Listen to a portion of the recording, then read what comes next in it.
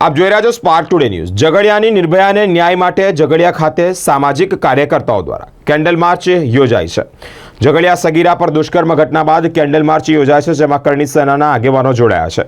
ઝઘડિયાના આગેવાનો સહિત મોટી સંખ્યામાં યુવાન અને મહિલાઓએ મૌન પાડી શ્રદ્ધાંજલિ આપી છે। ગુજરાતની તમામ બહેનો સાથે બંગડી લઈને ગાંધીનગર આવીશું અને વડોદરાના મહેન્દ્રસિંહ રાઠોડે ઝઘડિયાથી સાંભળો આવું કેમ કહ્યું। આજ રોજ ઝઘડિયા ખાતે સમગ્ર ઝઘડિયાના સર્વ સમાજના લોકોએ જે પૂર્વ એક 9 વર્ષની બાળકી ઉપર જે ઘટના ઘટી હતી અને એ બાળકીનું મૃત્યુ થયું હતું, એના શ્રદ્ધાંજલિ રૂપી ઝઘડિયાના સર્વ સમાજના લોકોએ ભેગા થઈ એ દીકરીને શ્રદ્ધાંજલિ આપવા માટે આજે કાર્યક્રમ કર્યો। અને આ સીધો મેસેજ સરકારને પહોંચે કે જે આંખ આડા કાન કરીને સરકાર બેઠી છે પૂર્ણ બહુમતીથી 156 જ્યારે 162 કરી આપ્યા હોય અને દિવસે દિવસે ઘટનાઓ ઓર વધતી જાય છે। ગઈકાલે પણ વાપીની અંદર ઘટના ઘટિત થઈ છે।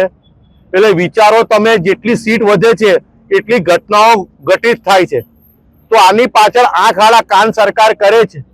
જો જ્યારે તમે 370 ની કલમ હટાવી શકતા હોય, CAA NRC લાગુ કરી શકતા હોય, નોટબંધી કરી શકતા હોય અને કરોડો પ્રજા જ્યારે તમને પીડા ભોગવીને બી સહયોગ આપતી હોય કાયદો ઘડવાની અંદર, તો ખાલી મોટી વાતો અને ગધેકી લાતો જેવું આ જે વલણ છે સરકારનું, એ પોતાનું વલણ સ્પષ્ટ કરે।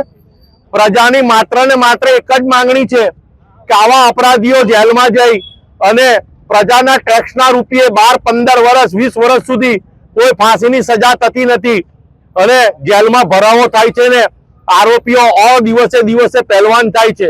એટલે આવા મનોવૃત્તિ માનસિકતા ધરાવનાર આરોપીઓ રાક્ષસ સમાન છે અને ક્ષત્રિય નીતિ પ્રમાણે આવા રાક્ષસોનો વધ કરવો પડે। એટલે અમે તો ગુજરાત સરકારને બે હાથ જોડીને, ખાસ કરીને મૃદુ મુખ્યમંત્રીને અને ગૃહમંત્રી જે કહે છે કોઈબી ચાબલબંધીને જવા નહીં દઈએ, તો એમને સીધો સંદેશો આપવા માંગે છે કે તમે 1-2 મહિના યોગીજી પાસે જઈને એપ્રેન્ટિસ કરી આવો, તો ક્ષત્રિય રાજ કઈ રીતે હોય અને આવાઓને ઇન્કાઉન્ટર કરવા માટે સમગ્ર પ્રજા જ્યારે તમને માંગણી કરતી હોય અને પ્રજાનો ગુસ્સો હોય, લાગણી હોય, તો સરકારે સીધો આ સંદેશો માની લેવો જોઈએ। નહીં તો પછી અમે જેવી રીતે વાહેગુરુજીના કળા પહેર્યા છે, તો ગુજરાતની મહિલાઓ આગામી દિવસમાં આવા નરાધમો, 1 વર્ષમાં 700 ની નજીક આ ઘટનાઓ પહોંચી ગઈ છે અને આ ઘટના થયા પછી પણ બીજી 4 થી 5 ઘટનાઓ થઈ છે।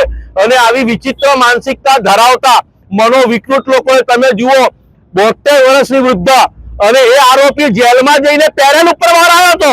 એટલે તમે વિચારો કાયદો કેટલો ગંભીર છે કે નહીં। આરોપીઓને કોઈ ખોફ નથી। એટલે આવા નરાધમોને ઇનકાઉન્ટર જાહેરમાં 50-100 કેસ કરવામાં આવે તો જ ગુજરાતની પ્રજાની માતા બહેનો સુરક્ષિત રહેશે। કારણ કે અમે વોટ આપીએ છીએ અમારી દીકરીઓ, માતા બહેનોને સેફ રાખવા માટે। અમે કઈ ભાજપના ગુલામ નથી। જે યોગીજી અને મોદીજીના વોટ જોઈને જે અમે ફોટા આપીએ છીએ ને, તો હવે યોગીજી જેવું ઇનકાઉન્ટર કરશે તો જ ગુજરાતની સરકાર સાચી છે એવું માનીશું। નહીં તો ગુજરાતની તમામ બહેનો કરણી સેનાને આહવાન કરશે બંગડીઓ લઈને। જે પેલા બોલતા હતા ને કોઈ બી ચાવલ મંડીને જવા નહીં દઈએ, એ ભાઈને બંગડીઓ આપવા માટે અમે ગાંધીનગર આવી।